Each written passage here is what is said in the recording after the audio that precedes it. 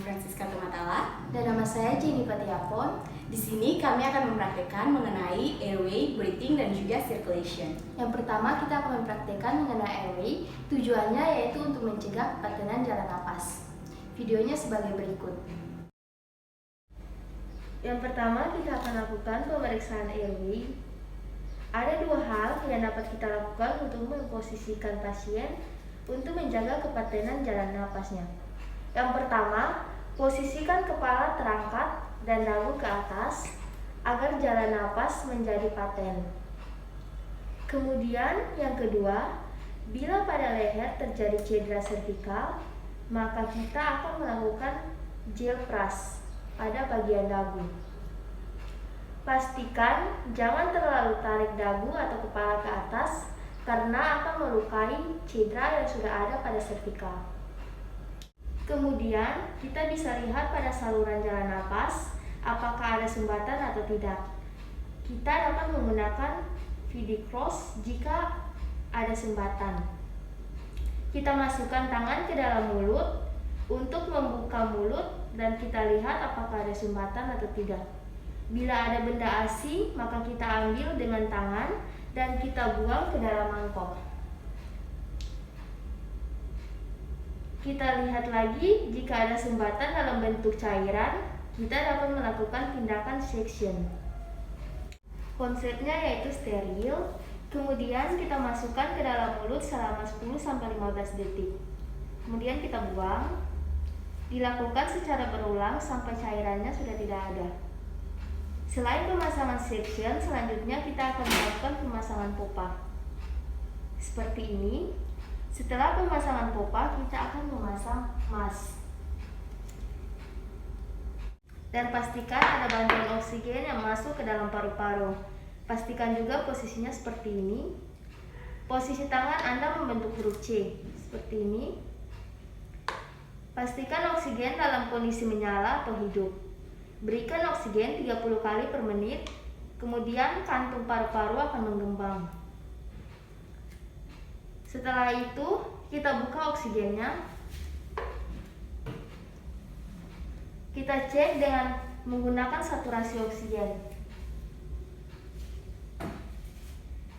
Jika saturasi oksigen menunjukkan 85 dan juga saat diraba ada nadi namun lambat dan lemah, maka kita dapat lakukan tindakan inkubasi. Kemudian kita buka popa pada mulut. Kita masukkan inkubasi pada mulut, kemudian laryngoscope dimasukkan ke dalam mulut dan dimasukkan ke atas. Selanjutnya masukkan selang EPT. Kita masukkan udara dengan selang 5 cc. Seperti ini. Kita lakukan sebanyak 2 kali. Kemudian kita masukkan oksigen.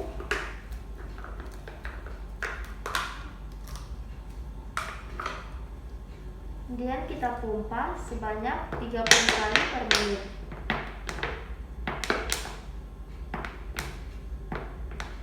Kita lakukan fiksasi pada selang.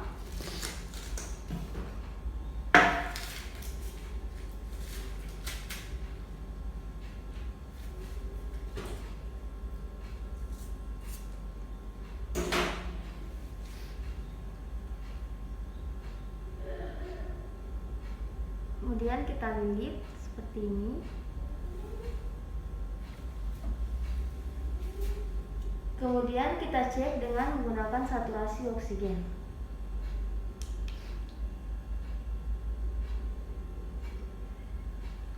Kemudian kita cek nadi pasien.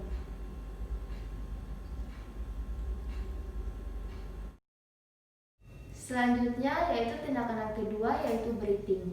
Tindakan ini dilakukan pada pasien yang mengalami kegawat daruratan berkaitan dengan gagal napas. Alat dan bahannya, yang pertama masker breathing, kemudian yang kedua face mask, kemudian yang ketiga saturasi oksigen, yang keempat stetoskop, Yang kelima, sarung tangan. Dan yang terakhir yaitu tabung oksigen. Yang pertama, kita lakukan pemeriksaan pernafasan dengan menggunakan saturasi oksigen. Pengisian. Jika saturasi oksigen menunjukkan kurang dari 90%, akan dilakukan pemasangan masker oksigen.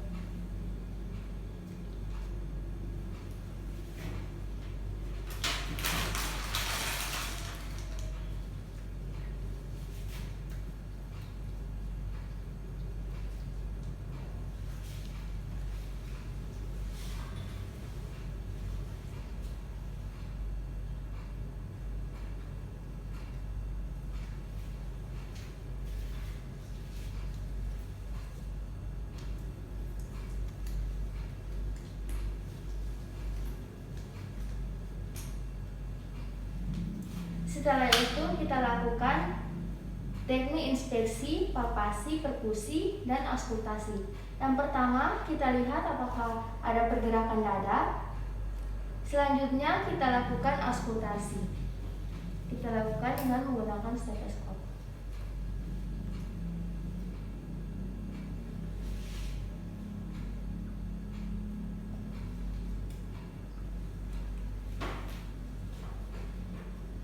Kemudian kita lakukan perkusi.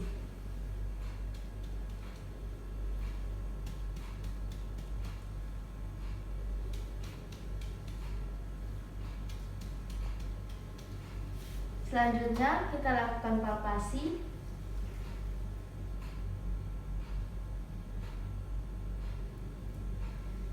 Kemudian kita raba bagian akral, apakah teraba dingin atau tidak. Lalu kita cek capillary time. Jika kurang dari 2 detik berarti normal. Selanjutnya, tindakan sirkulasi.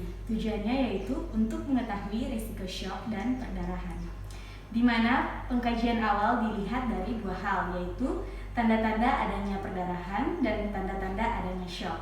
Tanda-tanda adanya perdarahan dapat dilihat dari tekanan darah, respirasi, kita lihat apakah dia bernafas. Kemudian nadi, biasanya pada perdarahan ringan, tekanan darah cenderung normal, namun nadi dengan respirasi meningkat.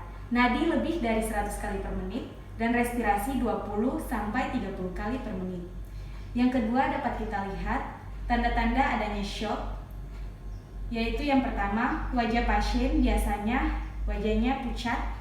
Yang kedua, kita lihat pada kuku apakah ada sianosis atau kebiruan. Yang ketiga yaitu kita lihat atau kita cek pada nadi, biasanya cenderung lemah dan lambat. Selanjutnya, kita cek pada nadi radialis. Bila lemah dan tidak terasa, maka kita cek pada nadi karotis. Kemudian pada pasien dengan risiko shock, kita lihat apakah ada perdarahan. Kita lihat juga di bagian kaki.